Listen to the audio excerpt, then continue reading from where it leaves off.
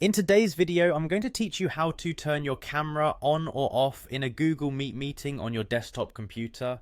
Whether you're a regular user of Google Meet for work or school, or you just use it occasionally for virtual gatherings, mastering this simple task can enhance your video conferencing experience. Let's dive in and simplify it for you. First things first, let's get Google Meet up and running on your desktop. Launch your preferred web browser and navigate to the Google Meet website. If you haven't signed in yet, make sure to log in with your Google account to access all the features available to you.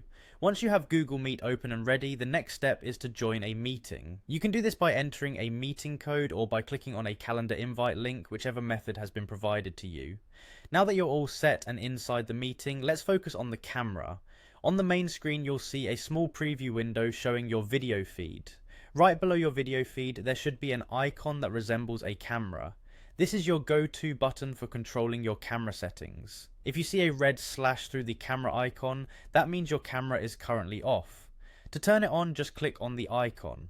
Alternatively, if your camera is already on and you need to switch it off, clicking the icon again will do the trick. It should now display a slash through it, indicating it's off.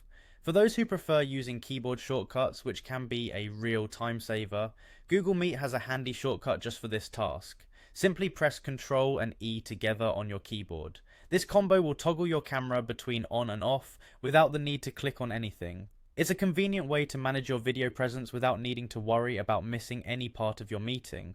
It's also important to note that these steps can be performed not just before the meeting begins, but also at any point during the meeting.